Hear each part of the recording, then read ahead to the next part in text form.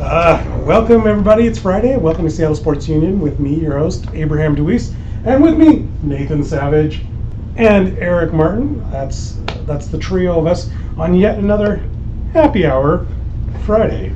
We made it. Okay, well, we missed the show last week due to technical issues and Nathan being at the Mariners game, but that was a weekend to remember as far as the Mariners. They won 3 games by 1 run. I think it ended up being they won 7 out of 8 or 8 out of 9 with 1 run. With 1 run, yeah. Because I went and to even that. The loss was 1 run, I think. Yeah. Because I went to that. I went to the not overtime, the extra innings game, and they had 3 extra innings game on the season. I think they're up to. I want to say they're 5-0 now. They're 5-0 in extra innings games. Man, oh man. One thing that's really impressed me about these Mariners is that they've really come through in games like that. They've really come through in the 1-run games. We had a statistic that we were bandying about just before this show started. The Mariners are, what did you say, Eric? They're 12 games up? 12 games up. They're 12 games over 500, but they only have a 13-run differential. That's weird, guys. I mean, are they, we've been watching the season. It's not like they're blowing out one team one day, 10-0, and then getting blown out 10-0. No, it's just 1-run game after 1-run game after 1-run game. But those are the games that you need to be able to win. Everybody can come out and win a 16-0 game. I saw it with my own stupid eyes once. And when was that? This was back when I was living in Detroit, and the Yankees came to town, and the Tigers beat the snot out of the Yankees 16-0. This was like when they still had a pretty decent squad. This was when they still had Robbie Cano. Let's not talk about Robinson Cano. I mean, like, the Mariners are what? They're Is Cano a 4-letter word? 5. They have 5 losses to 14 wins without Cano. Does that sound right? I know it was at 2 a little bit ago, but it Well, they most dropped. likely is. Okay, so it's probably 4 losses because they dropped 2 to the Rangers. This isn't really affecting them. I know you were kind of like, no, but I mean, they've kind of rallied. Yeah. And No, they look good. There was a game a couple weeks ago where they were without Cano, they were without Nelly Cruz, they were without somebody else. Yeah, They were without Haniger. D. Gordon. They were and D. Gordon. Yeah. Yeah, those 4. They were without Haniger, D. Gordon, Nelly Cruz, and Cano, and they still won in extras. Not going to say who they beat, but they won. Well, who did they beat? Just said I wasn't going to say who they beat. All right, I'll say it. Tigers. They beat up the Tigers because Tigers always seem to not win here. Hey guys, so the Mariners just recruited some help. They got Alex Comey and Denard Span. I wanted to get you guys' opinion on this last week. Didn't happen. Let me get your opinion this week. Denard Span was obviously a salary dump by the Rays. No one can tell me it's not. Are you cool with an over-the-hill geezer in center field? How about you, Nathan? He's really I think not liking this Span. I look at that phase and I'm like, that. Because I go back to Denard Span when he was with the Twins, and I really liked his style of play. I didn't really keep up with him after he was shipped out of the AL Central. I didn't even know he was with them. I didn't even know he was still in baseball. Why do you look so reticent? Because it is. If you're gonna pick up that salary, $10 million. Yeah, you probably don't want somebody who's, let's put it in relative terms, athletically past his prime. Okay. I didn't think they were doing so bad in the outfield. They seem to be plugging in the pieces to make it work. Like Ben Gamble. Likes a strong word, but he did all right. I still contend that the Mariners need to go out and get some help at first damn base. Rebuttal, Mr. Savage. They got the AL save leader for the past 2 seasons. So you really don't care about Spawn. That's just. I actually think I would have been okay with the trade without him. So now that he's included in, they had the room because of the Cano situation where they had a lot of salary space. And if that got them Colome, then I'm okay with it. If Dipoto could have not gotten Span and there was someone else like that was available, then I just don't see that being a possibility, especially this time of year. And the guy had, I think Colome had 46 saves last year. Yeah. So I really like it. We needed, our bullpen's awesome, but with like Vincent's injury and those Pinsik out and those kind of things, I just think that we needed bullpen help, and that's our strength right now, and that's why we keep winning these one-run games. So might as well stick with what's winning. If you can platoon maybe Gamble and Span, then maybe you get a little bit better left fielder because Heredia is in the 300s right now. I don't have the updated stats, but please do check out the article that I wrote last Friday about this trade. That's www.seattlesportsunion.com. I wrote about how bad Span is against righties. Okay. But Gamble's really good against righties. Yeah.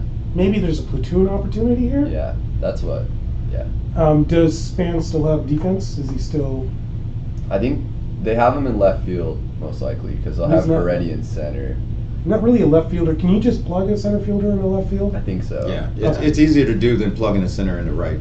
Yeah. Okay. And I think the hardest is center. So if you can play center, you should be okay to cover the rest of the field. Well, and a lot of it depends on your ballpark's dimensions too. But Throw me another beer there, Nathan. Oh, Two, please.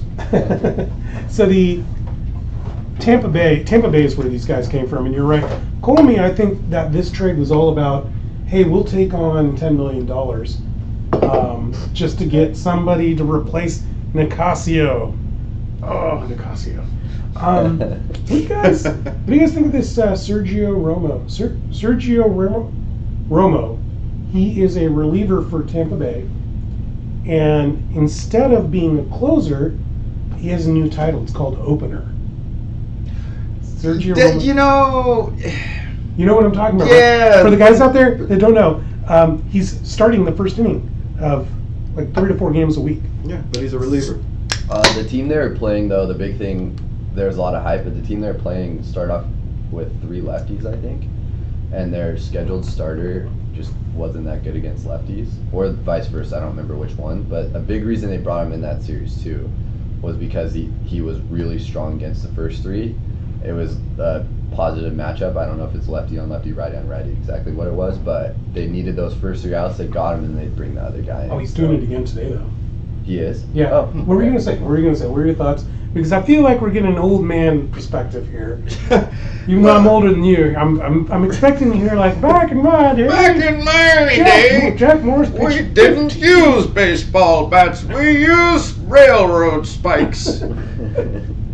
So tell me about how Jack Morris never needed a reliever, or Oh, come on, that was 100 years ago. No, I think that what your question is leading to is if this is going to become a yeah, trend. is this going to be a trend? That's exactly what. Yeah. And to be honest with you, I really don't think so. I think that for baseball to start using relievers as starters would just change the whole infrastructure and game plan of your long relief and your setup and your closer.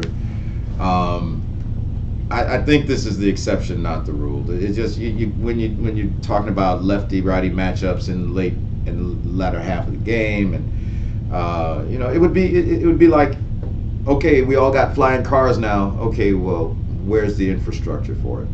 I think your middle and long relief and your 7, 8, 9 guys are just kind of a part of the whole game plan at this point. I mean, it could be, but I really don't see it happening. I don't know. I got to dispute this heavily. What you're looking at is let's go to Billy Ball. Billy Bean. Yeah, his whatever the hell he's called. Moneyball. Thank you. I call it Billy Ball, but I know that's not it. That's probably a Billy Martin thing. Mm-hmm. Anyway, you're wrong, and I'll tell you why. Because you look like you need to be told the truth. Come on. And here it comes. Come on, Pastor. It's speaking of Moneyball. This is about money, not the tactic of using him against left-handers, etc. There is a monetary incentive to get rid of starting pitchers in this league. starting pitchers like Felix Hernandez cost $20 million and just sit there. I mean, I love Felix Hernandez, but I mean, like, he's just sitting there pitching 5 innings max. But what if you have a team of relievers and your starters are nothing but long relievers? So what you do is you have a Wade, like a Wade LeBlanc, Doug Fister, not Doug Fister, he was actually a starter. I was thinking Brandon Morrow. Oh, yeah. Guys of this ilk who you know are only going to go 4 innings, 3 innings. And then you just replace it with just constant waves upon waves of relievers. What do you guys think about that? That could save you a lot of money. You could get a top-notch reliever makes how much? What do you think? $10, $10 million? For over 2-3 years. Well, no. Last year I think it was 14 million. Yeah. 14 million? Okay. Let's say you're not going to get a lot of those. You're going to get like maybe a bunch of $6-7 million guys, and you get 3 $7 million guys to get the same production that you get out of Felix Hernandez. What if I told you I could get you into that tomorrow? I would say no. I still don't I see don't it. think. I think it lasts. I actually am a huge fan of what the Rays are doing. I really like it. There's things like your starter doesn't face the first 3 guys when he comes up. If he maybe struggles in early innings, Felix is an example. He faces more their like 4, 5, and 6 guy, and then faces the bottom of the order, and then he sees the first time of like he might only face the top of the order twice. Then in that situation, your reliever might come in and face the exact guys he's supposed to face. You know exactly who he'll face because it's the start of the game. 1, 2, 3. If he's positive against those type of hitters or against the particular team, it's awesome. But I think starting pitching, number one, the MLB would they would intervene for sure. The MLB wouldn't. The players' union would. Or something. I mean, yeah. if it's under my grandiose Yeah. conspiracy theory to not pay people, like I would say the players' union would dig it. But I think the owners would love this. I think I just don't see it happen. I think there's like too much ingrained with starters. But I Personally, do think I don't like it. If that is the way they're going, I don't like it. I like seeing just bulldogs starting pitchers the ones that are worth the hype anyways. It's so crazy that hasn't happened yet. Now that it happens, it's like, Well, I mean, it's like once something gets invented, you're like, oh my gosh, why didn't I think of that the whole right, time? but I see how that could be a thing. I just don't think it will be a thing. I see how it could be though, because look at the off season. So many people were just kind of left out there that in any other off season, teams would be chomping at the bit to get these guys. The winter meetings were dead. The GM meetings were dead. There was just no action because nobody they're trying to went chop after, down these contracts. Nobody went after Lance Lynn. Nope. Nobody went after who was that former Cubs guy? Arrieta. Jake Arrieta. I mean, these are guys that just as of a couple of years ago were dominant because they know it costs too much money. And I get back to this again. I'm like, there's a way to save money here. You guys aren't seeing it. I think They're not seeing it. I don't think it works by the time you go into the playoffs. I don't think it works by the time you're into game 150, 162, that kind of thing. I really like it right now in teams like the Rays who need a lot of help in that position, so they do it and in specific games. But I just think it'll be great in the postseason. But during the regular season, it's too many games. Those relievers, I think Nicasio had the most appearances last year with something like 90. Right. You can't expect them to come in that often. And those starters that you have, some of them will have rubber arms and they just give you innings. Playoff time though, late in the season runs, I'm all about it. I just don't know if you can build a team around it and if it'll stay together. All right, guys. Fall off. You guys choose to be wrong about this. No. And I love the conversation. I think it's so awesome. It's totally sabermetrics and everything. If that isn't controversial enough, let's get to some of the unwritten rules in baseball and their fallacies. I wrote an article a couple weeks ago. That's pretty good. SeattleSportsUnion.com. I'm gonna go through. Check it out. It's really good, folks. We'll go through them. I am a combination of the old timer, but I kind of like new ideas. And then some things, sabermetrics aspect of it. And some things just don't make sense to me in this aspect, and that's what this article is about. For example, number 1, and I wrote this during a potential no-hitter, by the way. The biggest rule in baseball is do not. What? Talk about what? Don't talk about it. Don't talk about it. And that's the no-hitter, of course.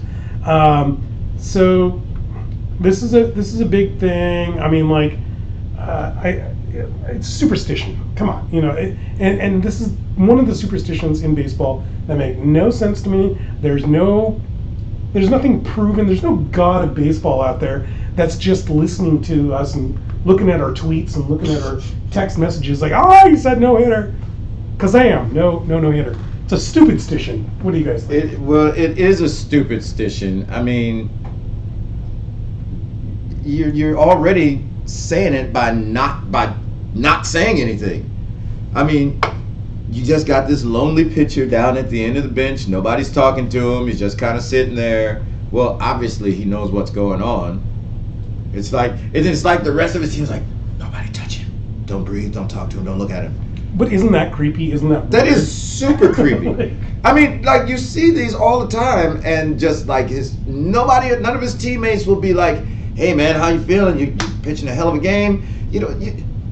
I don't think encouragement rattles people. I'm looking over you, Nathan, and you look like you want to save the game and save the superstition. No. You're looking at us like...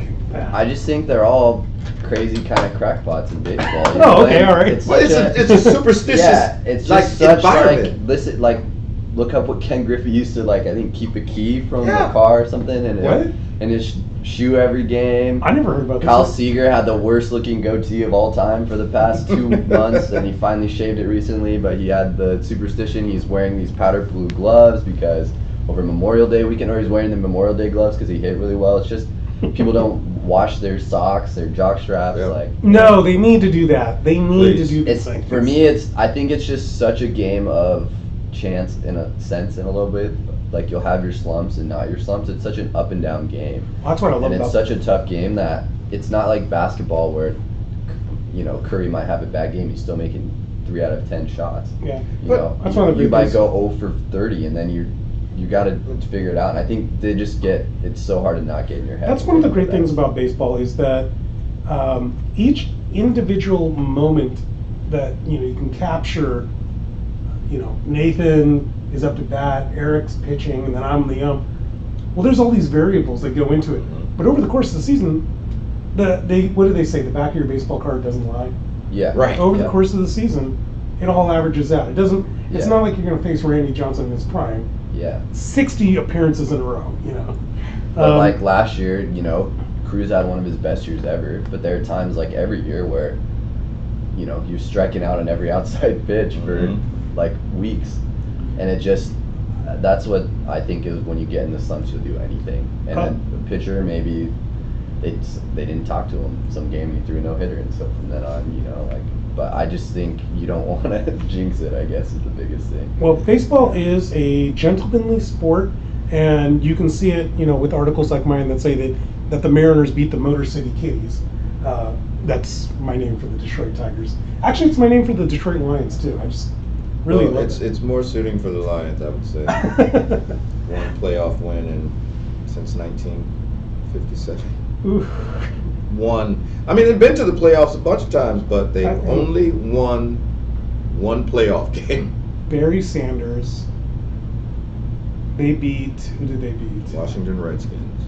No, the No, Redskins. the Redskins them. beat them. They And I beat, know that for a fact because I was No, watching. no, no. And No, they no, threw no, their no. They seat beat cushions the. out on the field. And they had to stop Was it the game. Cowboys? I hope it was the Cowboys. It was the Cowboys. Anyway, getting back to the gentlemanly aspect of baseball, not football. You're not supposed to steal third base with 2 outs. You're not supposed to, oh wait, actually, sorry, wrong one, guys. I was thinking of the one that I have later, where you're not supposed to bunt during a no-hitter. Yeah. Let's start with that since it's already talking about. We'll get back to this third base thing. It was the Cowboys. It was the Cowboys? All right. So you're not supposed to talk about a no-hitter to the pitcher. And you're also not supposed to bunt when there's a no-hitter going on. And I say BS. I say bunt, win the game. win the It's damn changed. game. Win the That one's game. changed a little bit. Lately, more people like Dyson last year broke up a Verlander no hitter with a bunt, and there was some rumblings, and the Mariners ended up winning the game. I think it's just in those cases, it's more. Maybe. I mean, if you maybe if Joey Gallo comes up, I don't know, but there's certain players that'll bunt all the time anyway, I guess. Well, so my big problem is, okay, if it's a no-hitter in progress, we've all seen this. This is not a conspiracy. You've seen it. I saw it with Chris Bosio no-hitter. 8th, 9th inning, the umpire is starting to take the side of the pitcher. And I see the strike zone get immensely huge. So you've already got this pitcher, this great pitcher that's taking you out. And then You've you've got help from the ump. You've got nobody on your team helping you out. Now you got the ump helping the other team. You gotta do what you gotta do to get on base. Yep. If you're down 10-0, maybe you just turn around and walk home. But have you guys seen that the ump makes the strike zone bigger? I've seen it, but not terribly often. Where it's like, okay, here we are in the 8th. He's still got a no going, so we're just going to help him out. I've seen it, but again, I think that's more just the exception than the rule. That's an ump by ump thing. I say. So Nathan, you're saying this is all changing. Bunts are okay. They just, I think back in the day, I don't know how back in the day, what back in the day means is, but if you bunted, you're getting hit, or the batter after you is getting hit by the pitch. So funny that you And say that's- that, because my third one on Yeah. here, Nathan, is if a teammate gets plunked, you're supposed to retaliate. Now this one has a lot of ifs. I mean, if the guy's a jerk and you think that they plunked him on purpose, maybe you got to regulate a little bit. But I still do. I mean, but you're throwing away the game, aren't you? well, I've been hit by a baseball before, and I like to think it was unintentional because my team didn't plunk anybody. But I've been hit by a baseball, and it hurts a lot. And I would like to think that the sportsman like conduct kicks in there. And regardless of what's going on in the game, you don't want to put somebody on the DL because you plunked them in the elbow with a 90-mile-an-hour. Right. Well, that's not a very It's fastball, but definitely like a 90-some-mile-an-hour fastball. I'd like to think that baseball players are better than that. And even if your guy gets hit, I don't think you got to retaliate by plunking the other dude. Just give him a little chin music. Just. Yeah, but even in that sense, don't you have hotheads like Bryce Harper, when it's 2 inches inside, he'll run out there with his bat trying to bludgeon the. Well, that's pitcher? because Bryce Harper must be nuts. Sometimes people. Yeah, for me, same thing. I've been hit by a baseball. Never been hit by a 95-mile-an-hour baseball or 100-mile-an-hour baseball. You just look at it. The Mariners are very famous for being pretty passive when it comes to it, but this year they definitely Felix retaliated Okay, a few days ago. And do you like that, or do you?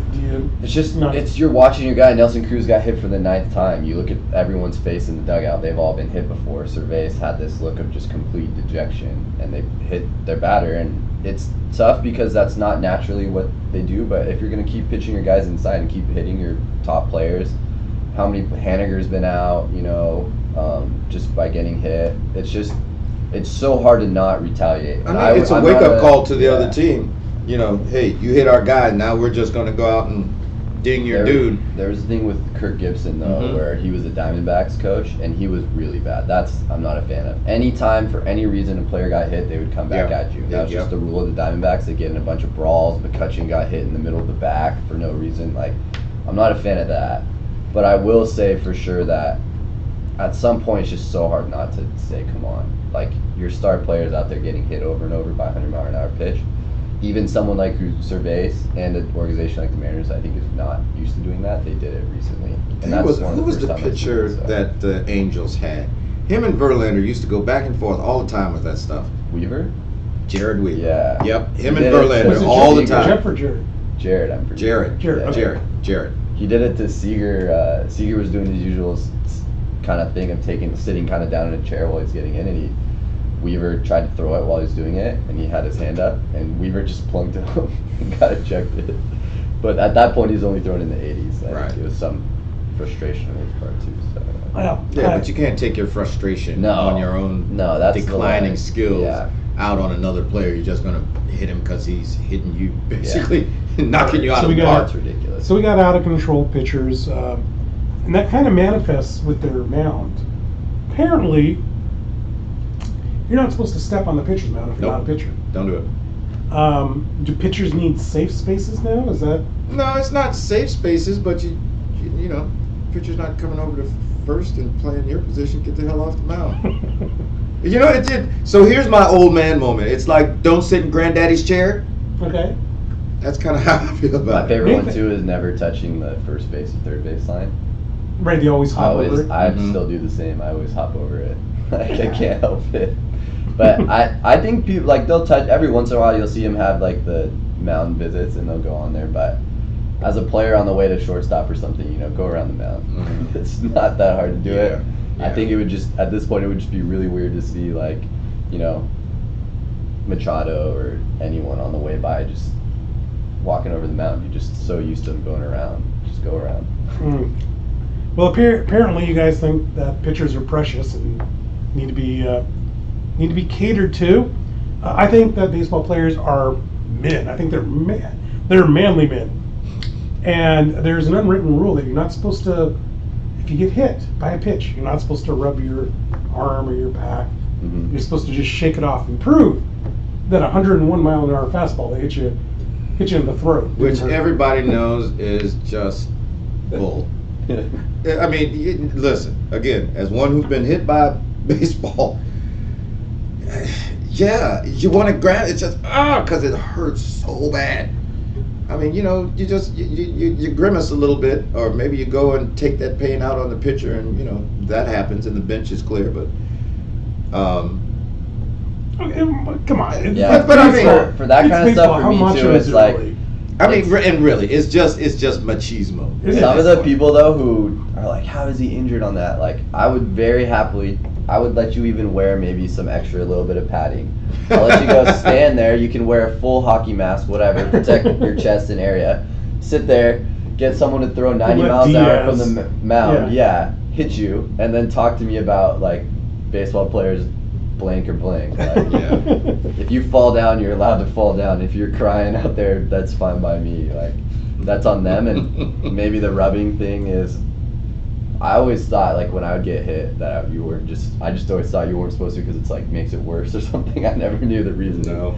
But I do know that at the point where I'm at, like, do whatever you want to do. Just please Do don't whatever get you wanna injured. do. But yeah. So you're a big fan of Griffey and Bonds and these guys staring at their home runs then? Yeah, I don't mind that. Actually, I'm okay with that too. Hell, I stared at it too. I You stared should at see their home Japan. runs too. You're gonna go to Japan. Watch Japan. Wait, They what stare at happens in them. Japan? They have the craziest bat flips. They just launch the bat like they do the full swing and then flick it like really far in the air. They don't have any of that. But I thought there was a rule, lot so- of honor and you're not supposed to show up. It didn't. I just don't. I think that's a total thing in the MLB to not be able to do that. Because there is a lot of honor, but there's no weird thing about bat flipping. You hit a home run, you pimp the home run. No, you no, flip no. the bat. But yeah, see here, American baseball, it's considered so disrespectful to flip the Yeah. bat and stare at your home run. Yeah. Now, granted, yeah, run it out. Don't waste Don't everybody's time. Yeah. don't just I'm just gonna walk around and stare at this thing. But yeah, if you hit a 450-some foot home run, that's impressive What? to me. Geez, guys, like, think about this. A great hitter hits 40 home runs, right? Hmm. And that's with something. Top percent. Top percentile, 5% or yeah. whatever. Yeah. And you have how many at bats in a season? 500? Sure. Okay. And you get how many hits? You're a great player. You may have 150 hits. Hmm. Well, it's only 40 times over, of course, 162 games. You're failing 70% of the time. Like, If you're a good player. if you're a good Yeah, player, if you're a good in the player. top 5% Right. again. Like, Now, if you're just top 5 of the top 5 of the top 5, you're in the MLB and you're able to. Yeah, now if you're just Bobby Jones hitting 200 and you get a home run to go because, you know, Think about if you're even a pitcher, even a or if broken you're a clock's pitcher, wrong too. or right twice a day. Yeah, I think it's a moment to savor. I think it's special. Even within a season, that if you got a home run to go, I mean, grand slams, I think there should be like a moment of silence. I just scored, especially, oh my gosh, especially a walk-off grand slam. Stop. It'd be awesome if they had a hat trick kind of thing, like throwing a salmon on the field or something. Oh, hey, we're gonna get back to this list, but I want to talk about that. When we get an NHL team, we have to be very cognizant of what we're going to throw on the rink. So, what the team name is going to be, it's got to be. It's going to be what is it? The totems? Yeah, what are we going to throw wood on the? I just ice? think We don't want to do that. I just think I would like salmon, but I think the second you throw salmon here in Seattle, you get in a lot of trouble for wasting the fish. See, Well, It's gotta be when a, it's it's 30 gotta bucks be a a pound, yeah, yeah. it's gotta be an inanimate object. It can't. Well, or it's got to be a terrible fish, like Nah, I still think someone would be up in arms about it. I think Even if you threw a plant, you How you about get in How about trouble. fish sticks? no. Fish sticks? Yeah, see, Red Wings throw the octopus. Yeah, that's the Red Wings. That's Yeah. Somebody awesome. throws rats. What? Yeah, there's a team. I believe it. Yeah. Yeah, I mean, it's the like- octopus that's crazy. They have to bring it in like their socks in their pants. Yeah, because you officially, it will get you banned if you get caught bringing in an octopus. Yeah. Quick history on the octopus. So back in the day, you only needed 8 wins to win the Stanley Cup. An octopus, obviously, 8 arms, tentacles, Oh, legs, really? whatever. Oh. So yeah, And so Detroit's always been good too. So. well, we had some low times in the Oh, really? Okay. 60s through 80s were just bad. I think the past 2 years are the first 2 years since I've been born that Yeah. they haven't made the playoffs. Yeah, they went to 25 And straight by the way, playoff that appearances. is the point at which Nathan brings up how young he is, which happens on every show. That's a total crazy stat. Right? Since I was born until last year, the Red Wings had never.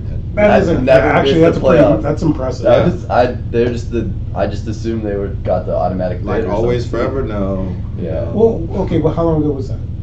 20 years? 25. 25 years? 25 Yeah. years. Great. 25 straight Jeez. playoff appearances. And so they have. They missed this year and they missed last Yeah. year. So they had So a they- run of 23 years in a row. No, 25. 25 years in a Yeah. row. 25. And in those Woo. 25, they won 4 cups. All right. So let's think about And this. they're no joke. It's not like they snuck in. Like they're always, I mean, it's No, hard. they've got some president's trophies in Yeah. along with that. What's Yeah. a president trophy? Most points. Oh. Most points in the Does regular that- season. Does it most goals or most points? So it's in the standings, hockey, you get points. It's like soccer. Yeah. Yeah, but Three not points for for a win, yeah. one for a tie. Yeah. Exactly. Okay. Yeah. All right. See, I got to learn this stuff because I have season tickets to the new Seattle team. I got to figure out what this is. Wait a minute. So we can't be the totems because that means we just throw wood on the field or on the rink, right? Yeah. Probably not anything salmon related because that's 20 to 30 bucks a pound. You Yes. said no to ling cod, right? I would be upset. I'd actually really like lean cods. Okay. I don't think any food item is going to fly. I don't think anything here that was alive at one point. is going Plant, yeah. like you'd think like Not in Seattle. At Western, they were trying to call them the ferns at one point because Vikings was like too. Racist? Yeah, I Okay. guess so. So Against- like they were gonna switch them to the ferns, and it might happen eventually. But even if you threw ferns on the ice, people would be mad about it. Ferns? Yeah. Well, But What is so could be here for 20 minutes. intimidating about the ferns? There's nothing. That's the whole Nothing. point. That's why they can be a mascot. We're the Seattle Silly Names. Yeah. Let's get back to our list. The Seattle Ticklers hockey team. They throw dolls on the. I don't know. They just that's what throw it'll like be. Pillsbury Doughboys Yeah. out there. Okay. Hey guys, let's get back to the baseball here. All right. Sluggers are not supposed to bunt, and I say F that. I also agree with that. You can bunt. I like fall ball or small ball, and if bunting is going to get you the best outcome in a particular situation, then damn it, you send Altuve up there and you tell him to bunt. Yeah, I used to get in arguments with my dad about this one because he said, well, you're taking the bat out of your best hitter's, your best hitter on the field. It's okay, fine, whatever. If he's the best hitter, he should also be the best bunter. I think. Well, I for think me, hitters though, should be all around. Yeah. good. If whether it's a bunt or if they're trying to pull it or whether they're just trying to get an opposite field kind of whatever it is. I think. Oh, go ahead. Oh, sorry. I was just gonna say that back maybe before the shift became so out, like every team does it. Yep. I would say maybe don't bunt just because bunting isn't that easy actually. You have a tough time, and when you have someone like Barry Bonds or right now you have Mike Trout, a double is worth so much more than a single. And yeah, maybe half the time you get a double, that's still almost equal to getting a bunt single. But, because I mean, of just the conversation- the sabermetrics now with like OPS plus, it's shown that someone like Ichiro, I always would say like he's amazing, and it's super hard for me to say, but it is true that it's much more valuable to be hitting for more power than it is to be getting. Oh, I say singles, bull. so. I say bull. You bring up the Ichiro thing, and I call Ichiro a latter-day Rod Carew. And Oh, I love him. Rod but, Carew yeah. always bunted to get on base. Yeah. Not always, but I mean, like, he bunted to get on base. Yeah, And I he just did a mean lot. that now, like, in terms of sabermetrics, it showed up that how much more valuable a double is than like a single. That's all. I just grew up thinking Ichiro is like the epitome of hitting. No one would ever pass him. He has a hits record and those kind of things. And sabermetrics has, I have to be a little more quiet. Like I would always say he's the best player of the generation and all those kind of things. And I still might think so, but he's not as clear cut as I thought before, because there are totally things like a home run is worth 4 singles basically, and it's not awesome. But I will say that before the shift, the slugger just maybe have him slug, but now with the shift, like the third base line being wide open, Yeah, why not? they need like Cano, they can't shift on him because there's a time where they shifted him and he hit a bunt down the third base line and got a double out of it.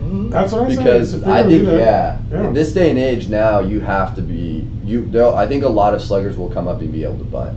It's the easiest counter to the shift. Well, and it also keeps your pitchers honest. Yeah. You know, if you know that he's swinging for the fences every time he comes up, well then you can just kind of pitch him a certain way and get him out, Yeah. hopefully, or he'll take you to the fences. But if there's a chance he's gonna lay down a bunt and he's fast, Yeah, I think this. then you're more on your toes than you Yeah. would be just like, oh, we're halfway through the season, he's already got 35 home runs and so many RBI. Yeah, and I think too, as a baseball player, you never want to see a shift, because that means that That law of leaves that averages whole is working side of the against field you open. too. Yep. So if you can somehow force them to move away from where your averages are showing by bunting or whatever it takes, then why would you not do that? Why wouldn't you? Yeah. All right, what do you guys think about stealing during a route? By the winning team or the losing team? Either. Well, I think the team that's getting routed, really either team. If a steal is in order, take it. They have this thing called defensive indifference when a team being routed steals a bag. Okay, I guess, but advance the runner. The object is to win the game, and I'm sure that all three of us in our lifetime have, as limited as yours may be, have seen just these like improbable, impossible comebacks. So I say pedal to the metal till third out in 9. Yeah, I agree, 100%. And I mean, think too, like you some guys, save that the mercy rules for Little League. I think too, there's guys that have a green light always, Yeah. and if that person steals, like there's probably a good chance the coach didn't send him. If who knows, so and so, they're up 15-0, and you see Seager stealing second, maybe you start saying like, well, that's kind of I'm not a big fan of that. I don't know if you retaliate, but it's okay to be upset about that. Yeah. So it's okay to be upset, but I also say it's okay to steal. It's a Yeah. legal, legit rule of the game. The object of the game is to win it. So yeah, you're up 15-0, but what's wrong with 16? Yeah. Yeah. Additionally, it isn't a player's job to stop himself. It's the other team's job. And if you're at a D1 college football school, if you're in the pros, look, you guys are in the pros. You're getting paid, and even in college, you're getting paid too. Under the table, which means it's tax free. You're paid to you know, I mean, not legally. to stop the other guy. I mean, that's all there is to it. Yeah, and there's already handicap with a lot of times in those games that are See, blowouts. You'll face a worse reliever. I So think there's when already you, that handicap anyway. You should be able to hit against the relievers. So. yeah, I think when you make it to the professional level of any sport you play, mercy rules are out the window. I think so. I say if your team is getting routed 20-0, then maybe you should look at your team and not the guy who stole on you. Yeah. Right. I do think it's very natural for there to be a kind of upset response by the other team. That's human nature. I would do the same thing. It's not my team's fault that your team is garbage. Yeah. But like softball or something, if you're down 20, you're not sitting around smiling, having a great time. Beer league softball, Yeah. I think, is a little bit different. Okay. I mean, you're just there having fun. Yeah. I mean, this is the pros. I mean, you're paid 20, 10, 15 million, however many millions. Yeah, you better steal that base because your next contract is predicated on your stats. productivity. That's Yeah. true. Now, and we were just talking about like how it's unmanly to, wince or grimace or rub your owie if you get hit, but you can't hurt their feelings. He was teasing me. I just know that the big thing for me is I don't like seeing a Mariners player steal. I wouldn't like it because I just know in baseball that they're going to retaliate and they're going to hit someone. It would be a huge bummer to me if I don't think it's right at all. I don't agree with it. But I just know I don't like seeing a Mariners player steal because I'm really worried, especially knock on wood because they tend to get injured, that they're going to get hit as retaliation. And I want to switch. You're gonna miss a guy off. I want to switch gears. You said the word injured, Nathan, and first thing I thought of in my head was a Seattle Seahawk, a new Seattle Seahawk, by the name of Brandon Marshall, borderline Hall of Famer. The guy is something like 35th all time in reception yards. He had a severe injury last year to his ankle. Do you guys think there's anything left in this 34-year-old? I think there is. Yes, I do. Like, what would you foresee him capable of? I would see if our young receivers don't come to the fruition, like Darbo or something like that, then I could see him making the team. That's about where I'm at right now. I don't expect anything more or less than that because it's just not fair to him. Those type of injury he had, how old he is, you just So he set the record for most 100 reception seasons. You're not looking for 100 catches. At this point, no way. No. Yeah. Everyone falls off a cliff in the NFL. I would be, and honestly, the best thing and a huge thing about Pete Carroll that's so awesome is the players who play the best in spring training are going to make the team. If he plays, or I mean in OTAs, if he does really well, then that's awesome. If someone else does really well, like Darbo, and he doesn't make the team, that's also awesome. I just like the competition, and I like it, and I don't have this whole. I know it's a very polarizing opinion on him in the area, but I just think I trust Pete Carroll to not automatically put him on the team, and if he does play well, that'd be awesome to have him on the team. See, I think his threshold is much higher than what you're giving him credit I'm for. hoping, yeah. What do you think? What do you think, Eric? No, he's not going to have that kind of productivity. I agree with Nathan that Pete Carroll's going to use him in the best situations, but I don't think he's just that guy. Yeah. What? I'm a huge fan though. I really like Brandon. It would be awesome if he was successful. If he was in an AFC team or a non-NFC West team, I would be very happy if he was doing well on their team. So it seems like he's really turned his life around, and don't you think? I'm a fan. So. Don't you think though that like if he were able to make the team, you guys are not foreseeing like 50 catches? I just aren't, are you? Okay. I don't like saying that kind of stuff because I don't think it would be a letdown if he didn't do that. That's the biggest thing for me. I think he's 100% capable of it. It wouldn't surprise me at all if he did it. I just don't want to give him these high expectations because I think he goes out there and he makes 20 big catches. Yeah. That's still that's still awesome. He's coming off an insane injury. He's at the point where he's probably shouldn't. He's at an age where most people wouldn't be in the NFL. I'm just a fan of Brandon Marshall, so I don't think the team will revolve around him. If at some point he just shows up, I would be super excited. And he's the type of player that can totally do that. Okay. I just don't feel like it normally happens. We're running up against the clock here, but I can't let you guys go without just quick thoughts on the Stanley Cup and the NBA Finals. First Stanley Cup, since we learned today that they used to take 8 wins to win the Stanley Cup. The Vegas is Knights. They It's not are really- on the verge of being the first expansion team to win it So in their inaugural season. I am against it. I'm rooting for the How Capitals so? too, but I'll let you. Yeah, I'll let you. I've been a Mariner fan for 40 some odd years. time. And we haven't jack squat. We have nothing.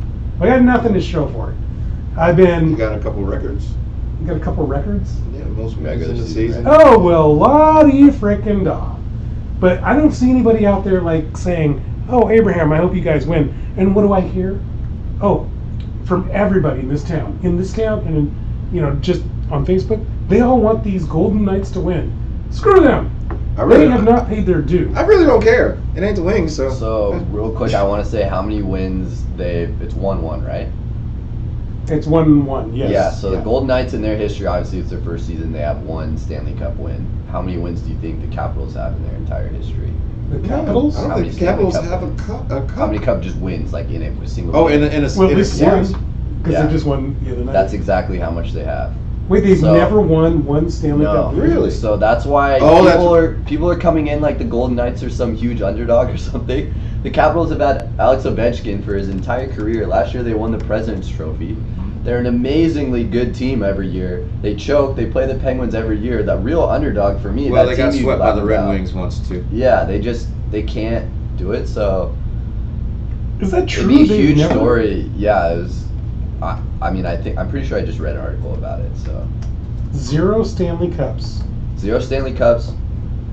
I think that was either their first Stanley Cup game or they've been swept before in the Well, Stanley Cup Finals. No, So- the Red Wings did it, I believe, okay. 1998. Teach me, I'm new to all this hockey stuff. Yeah. The President's Trophy, does it carry the same cachet as the Supporter Shield in MLS? I think it's like huge. Back before, it used to be a lot more about regular season. I think in sports, like it's still like that in hockey. If you like to win, the biggest, there's a debate, but the top 2 teams in the world guaranteed are Real Madrid and Barcelona, right? Yeah. In Spain, they don't play a playoff at the end. They just play a continual season of games. Same Right. thing in the Premier League. The MLS person who gets the most wins. MLS Most is the only points. league that Yeah. has a playoff, yeah. So I think that's more of the traditional way, and hockey's been around for forever. So that's more of the traditional way. I know now in sports, it's way more about the playoffs. Like if you win the Rose Bowl, you want to go call yourself the national champion. Before, my dad would always tell me that you win the Rose Bowl, you win the Rose Bowl. You're not super worried about if you're the national champion or not. Right. You won the You Rose won the Bowl. Rose That's- Bowl. Right. But that's Now when the it's Rose way Bowl more was of- like the Pac-10, Big Ten Yeah, matchup, and but Pac-10 and Big technically Ten were like there's- the conferences. But there was still like you weren't facing the Southeast teams or the East Coast teams. Right. Like so, I still feel like now it's way more about saying who's number one and having a playoff. So Yeah. it's still a huge deal to have to win the regular season. That's really hard. So, All right. but I would say Stanley Cup is a bigger deal for sure. And you have no opinion on the Capitals or the Golden Knights. If it's not the Red Wings, you don't give a darn. Yeah, pretty much. Okay. Pretty much. Let's How go about back. Ovechkin though? Let's go to basketball here. So. Yeah. A crazy game. I didn't watch the end of it. I saw the first half, but we talked about some controversy at the end of the game. I thought Cleveland was going to win this game because when I left the bar, they had a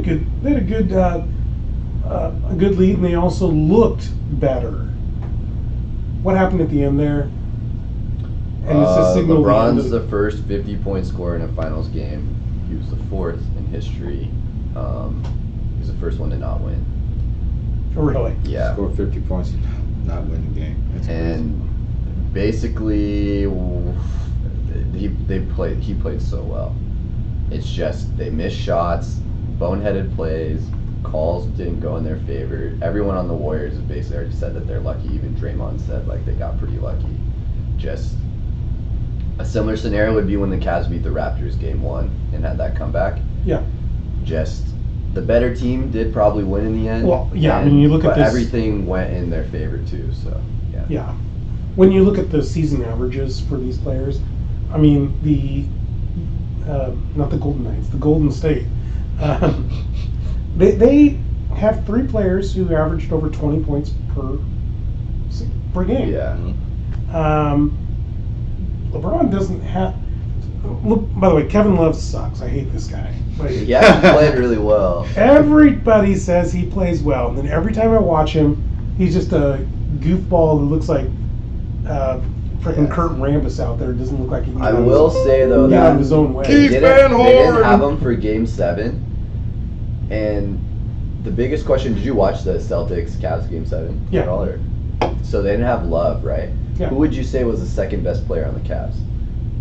Ask me to name another player on the No, Cavs. I know. That's the whole point. That's what I'm saying. You still at least know who Kevin Love is. Right. Like maybe he has bad games, but at least he'll sometimes have good games. That's what's so crazy to me is like Kevin Love wasn't necessarily the second best player on LeBron's team. I would say it was Kyrie, especially in the playoffs.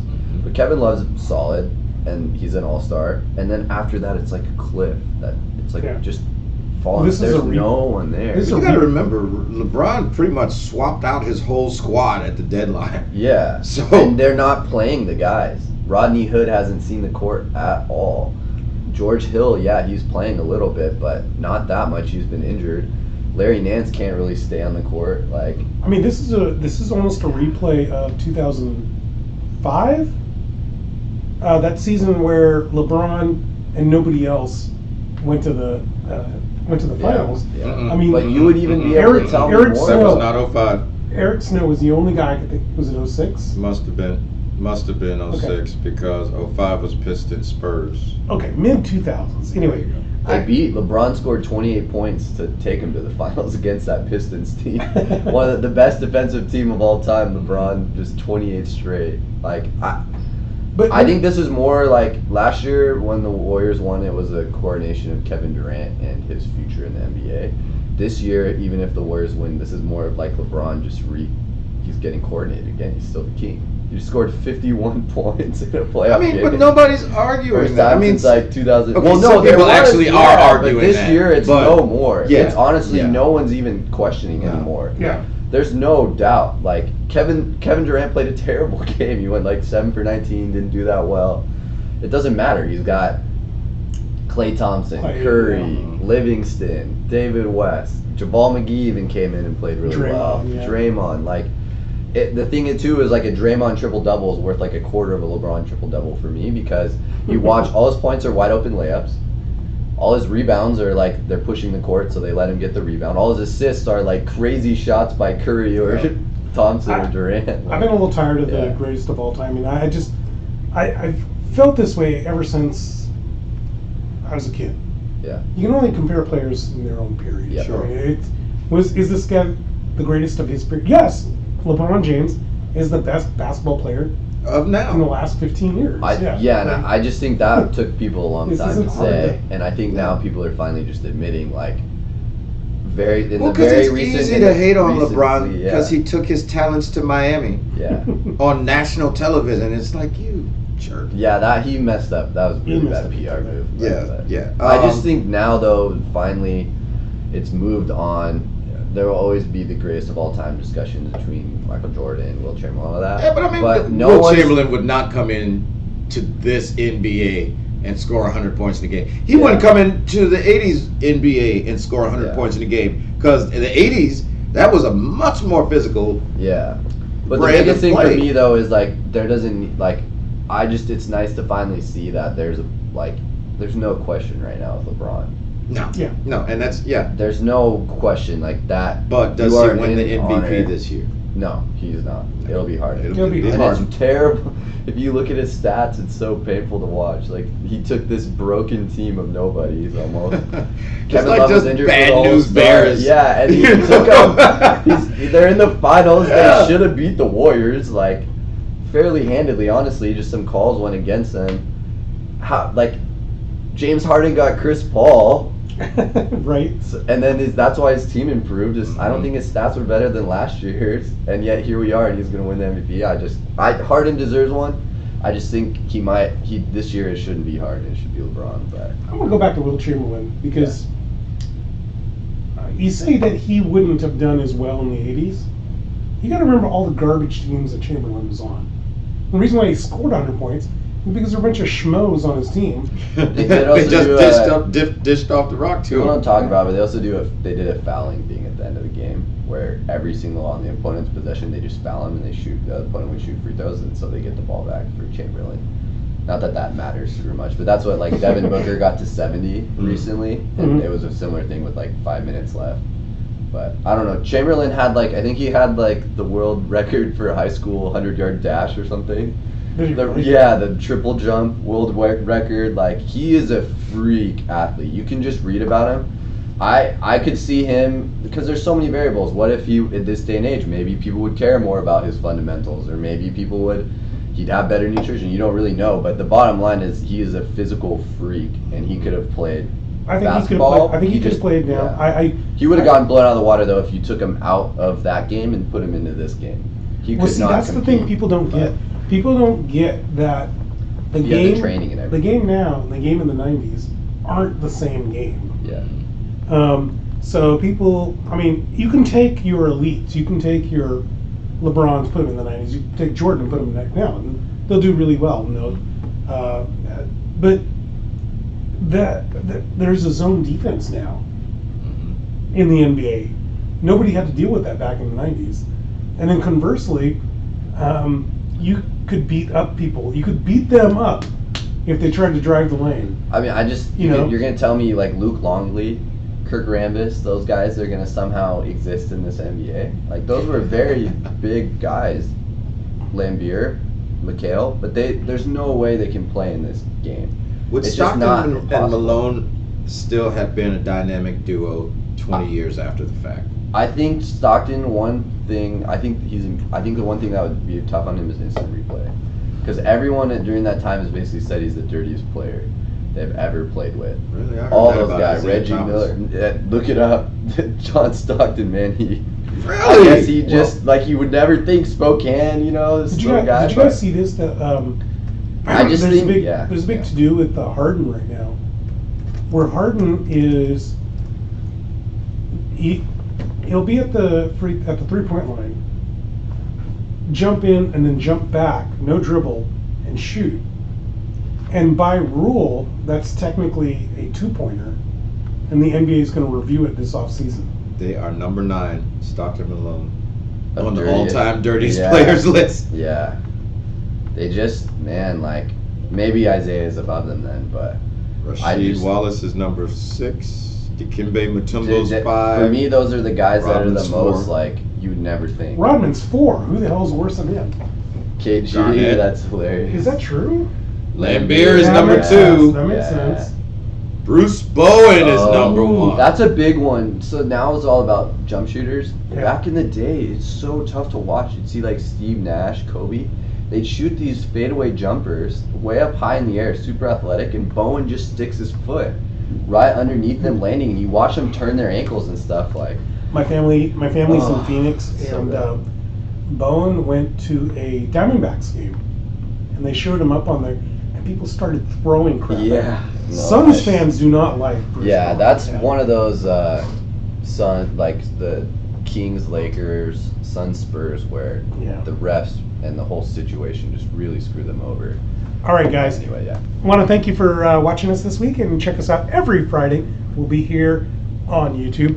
Also, check out all our great articles at www.seattlesportsunion.com. As well, check out our great tweets at Seattle Sports U, and as well, check out our Facebook page. Like us, we're very likable.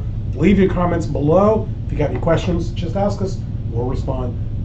For Nathan Savage, Eric Martin, and myself, Abraham Deweese, We thank you for joining us and have a great night.